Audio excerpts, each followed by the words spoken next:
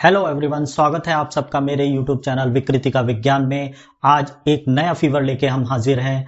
एक नए फीवर की बात करेंगे। जिस फीवर के बारे में हम आज बात करने जा रहे हैं उसको एंट्रिक फीवर भी कहते हैं और आयुर्वेद में इसको आंतरिक ज्वर या मंथर ज्वर कहा जाता है। तो सब समझ गए होंगे कि हम बात करने जा रहे हैं टाइफाइड फीवर की।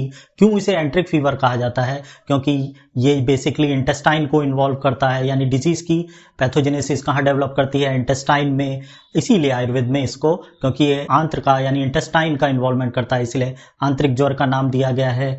आगे और इसके बारे में जानेंगे, इसके कॉजेटिव ऑर्गेनिज्म के बारे में जानेंगे, इसकी पैथोजेनेसिस के बारे में जानेंगे, इसकी इन्वेस्टिगेशन के बारे में जानेंगे। हम एक बहुत फेमस इन्वेस्टिगेशन इस फीवर के साथ जुड़ी हुई है, विडाल टेस्ट। तो आज हम विडाल टेस्ट के बारे में भी जानेंगे। तो चलिए सबसे पहले बात करते हैं कि ये फीवर होता किस वजह से है। तो आपको जानना होगा कि ये एक बैक्टीरियल फीवर है। और कौन सा बैक्टीरिया है इसको कॉज करने वाला? एक ग्राम नेगेटिव बैक्टीरिया है जिसका नाम है सैल्मोनेला टाइफी, जो इस डिजीज को कॉज करता है। इस बैक्टीरिया के बारे में एक और बात जानिए कि ये ऑब्लिगेट एनारोब्स है, यानी कि in the absence of oxygen ही ये प्रोलिफरेट कर सकता है।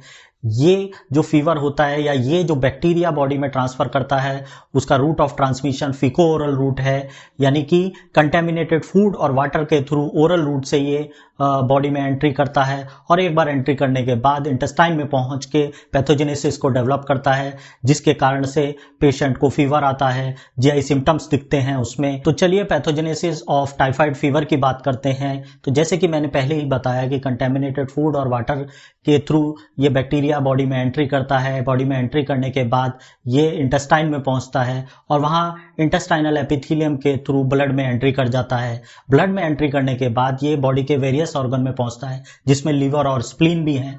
और लीवर और स्प्लीन में जब ये पहुंच जाता है तो इसकी वजह से आपको पेशेंट में हिपैटोस्प्लीनोमेगैली मिल सकती है, यानी कि लीवर और स्प्लीन का साइज बढ़ सकता है। लीवर में फिर इसके आगे ये क्या करता है, ये बाइल में एंट्री कर जाता है और बाइल के थ्रू सेक्रेट होता हुआ ये वंस अगेन स्मॉल इंटेस्टाइन में पहुंचता है। स्मॉल इंटेस्टाइन में पहुंचने के बाद ये इंटेस्टाइनल म्यूकोजा में इन्वेड कर जाता है और आप स्पेशली देखते हैं कि इलियोसिकल वॉल्व जो है उसके 16 सेंटीमीटर के एरिया के अराउंड में ये एंट्री करता है। और इसकी वजह से इंटेस्टाइन में क्या होता है, स्ट्रॉन्ग इन्फ्लामेटरी रिस्पॉन्स होता है। इंटेस्टाइन की म्यूकोजा में नेक्रोसिस देखने को मिल सकती है, इंटेस्टाइन की म्यूकोजा में हेमरेज आपको देखने को मिल सकता है और कभी कभी इंटेस्टाइनल परफोरेशन भी आपको पेशेंट में देखने को मिल सकता है। इसके बाद इस बैक्टीरिया की ये खासियत है कि ये कैरियर स्टेज डेवलप कर सकता है, क्योंकि ये बाइल में है इसीलिए गॉल ब्लैडर में रह के ये कैरियर स्टेज में भी जा सकता है। ये बैक्टीरिया इसके अलावा कुछ पेशेंटों में देखा जाता है कि अदर ऑर्गन्स का भी इन्वॉल्वमेंट करता है, जैसे कि जॉइंट्स और बोन का, जिसकी वजह से पेशेंट में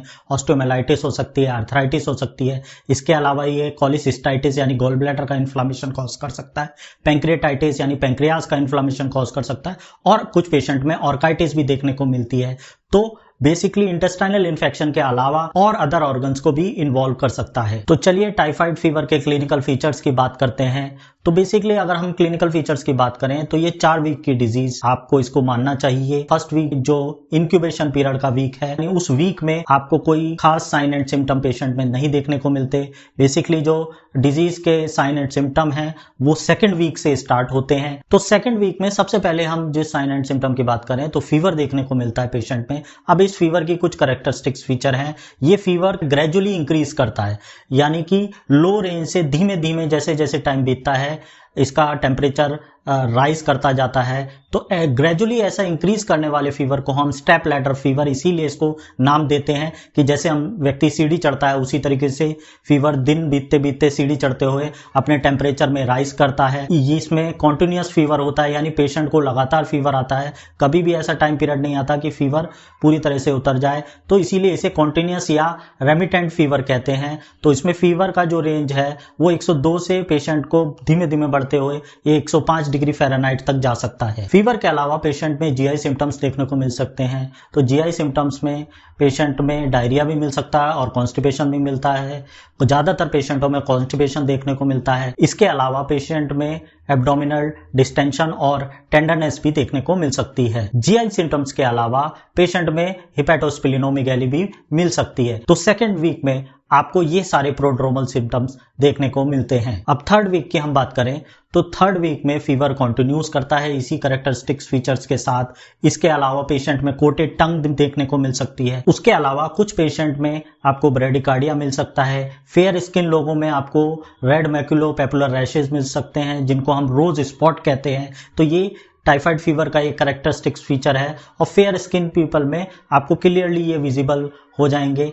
अब अगर इस फीवर को इस स्टेज में भी ट्रीट नहीं किया जाए या प्रॉपर ट्रीटमेंट नहीं मिले तो पेशेंट में मटरिंग डिलीरियम डेवलप कर सकता है। ये एक स्टेज है डिक्रीज कॉन्शियसनेस और ओरिएंटेशन की। तो पेशेंट फुली कॉन्शियस नहीं होगा। देखा जाता है कि पेशेंट जिस बेड पे लेटा है उस बिस्तर के कपड़े पिक करने लगता है या कोई हवा में इमेजिनरी ऑब्जेक्ट्स को पिक करने का मूवमेंट आपको मिलता है। तो इस स्टेज को हम कहते हैं मटरिंग डिलीरियम। और ये कब होगा? अगर पेशेंट को थर्ड वीक में भी ट्रीटमेंट प्रॉपर ना मिले तो। अब अगर ये फीवर फोर्थ वीक में एंट्री कर जाता है तो पेशेंट बिकम्स क्रिटिकल। तो पेशेंट में आपको इंटेस्टाइनल हेमरेज या इंटेस्टाइनल परफोरेशन भी मिल सकता है। यदि पेशेंट में इंटेस्टाइनल हेमरेज होता है तो पेशेंट का बॉडी टेम्परेचर सडन ड्रॉप कर जाएगा, उसकी पल्स रेट एकदम से इंक्रीज कर जाएगी, उसका ब्लड प्रेशर डाउन हो जाएगा और पेशेंट में आपको फ्रेश ब्लड मिल सकता है स्टूल में। साथ ही साथ हो सकता है पेशेंट शॉक में चला जाए। और यदि अगर पेशेंट में इंटेस्टाइनल परफोरेशन हो जाए तो पेशेंट में एब्डोमिनल डिस्टेंशन मिल सकता है,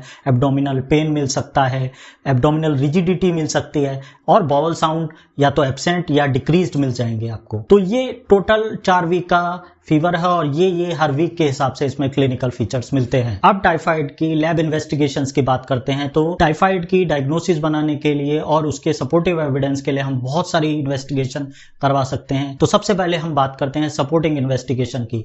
तो सपोर्टिंग इन्वेस्टिगेशन में आप पेशेंट का एचबी, टीएलसी और डीएलसी करवा सकते हैं।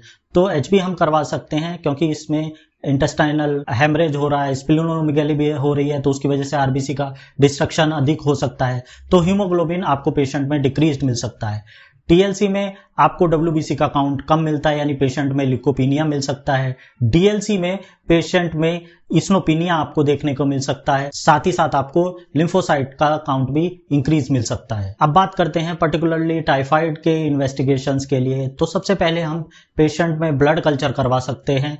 ये फर्स्ट वीक से ही पॉजिटिव आ सकता है पेशेंट में ब्लड में कि आप टाइफाइड के बैक्टीरिया को आइडेंटिफाई कर सकते हैं। बट जैसे जैसे टाइम इंक्रीज करता है इसकी इफेक्टिविटी इस टेस्ट की कम होती जाती है और देखा जाता है थर्ड वीक तक आते आते केवल 25% पेशेंटों में ये पॉजिटिव देखने को आपको मिलेगा। अब सेकेंड टेस्ट की अगर हम बात करें तो बोन मैरो कल्चर करवा सकते हैं।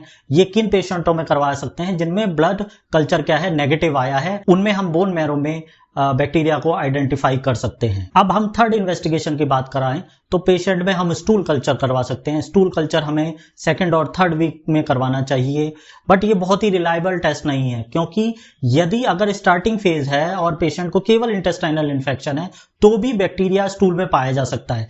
इसीलिए इसको बहुत रिलायबल टेस्ट नहीं माना जा सकता। बट हालांकि अगर हमको बैक्टीरिया को आइडेंटिफाई करना है तो हम स्टूल कल्चर भी करवा सकते हैं। इसके अलावा पेशेंट में हम यूरिन कल्चर भी करवा सकते हैं। ये भी उतना सेंसिटिव टेस्ट नहीं है बट अगर आपको बैक्टीरिया को फाइंड करना है तो हम यूरिन के थ्रू भी बैक्टीरिया को आइडेंटिफाई कर सकते हैं। इसके अलावा हम पेशेंट में एलाइजा टेस्ट करवा सकते हैं। एलाइजा टेस्ट हम करवा रहे हैं आइडेंटिफाई करने के लिए एंटी टाइफाइड एंटीबॉडी को। ये फर्स्ट वीक में ही पॉजिटिव आ जाता है और इसमें हम आईजीएम और आईजीजी एंटीबॉडीज को आइडेंटिफाई करते हैं। अब बात करते हैं फेमस विडाल टेस्ट की। तो विडाल टेस्ट क्या है? ये एंटीजन एंटीबॉडी रिएक्शन के पे डिपेंड होने वाला टेस्ट है यानी एंटीजन एंटीबॉडी एग्लूटिनेशन प्रोसेस को ये फॉलो करता है। इसमें हम ब्लड में मौजूद एंटी टाइफाइड एंटीबॉडी को आइडेंटिफाई करते हैं और ये 2 तरीके के एंटीजन के अगेंस्ट में एंटीबॉडी को आइडेंटिफाई करता है।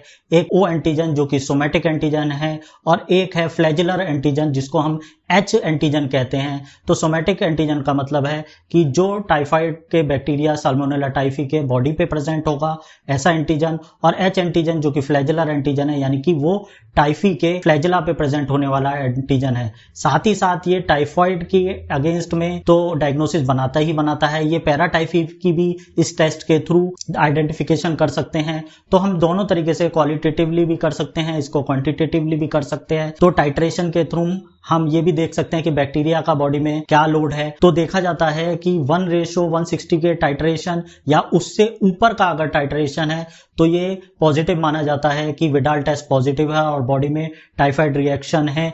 तो ये जो टाइट्रेशन है वो अकॉर्डिंग टू डाइल्यूशन है। हम इसको 5 माइक्रोलीटर, 10 माइक्रोलीटर, 20 माइक्रोलीटर और 40 माइक्रोलीटर पे आइडेंटिफाई करते हैं। तो इसके द्वारा हम रिएक्टिविटी को भी आइडेंटिफाई कर सकते हैं और बहुत ही शॉर्ट टाइम में हम इस टेस्ट को कर सकते हैं। इसीलिए बहुत ही वाइडली स्प्रेड टेस्ट है और मोस्टली इसी के थ्रू टाइफाइड की डायग्नोसिस बनाई जाती है। तो होपफुली आपके कंफ्यूजन दूर हुए होंगे और वीडियो से आपको बहुत जानकारी मिली होगी। आगे भी इसी तरीके की मैं वीडियो बनाता रहूंगा, तो जुड़े रहिए मेरे इस चैनल के साथ। और वीडियो अगर आपको पसंद आई हो तो लाइक करिए, दोस्तों को शेयर करिए। चैनल को अभी तक सब्सक्राइब नहीं किया है तो सब्सक्राइब करिए। और प्लीज, बहुत से मैं देख रहा हूं कि व्यूज मेरे चैनल पे हैं बट वो नॉन सब्सक्राइब्ड फॉलोअर हैं, तो आपसे अनुरोध है कि चैनल को सब्सक्राइब करिए और आगे भी चैनल के साथ बने रहिए। तो आज के लिए नमस्कार, शुक्रिया, धन्यवाद।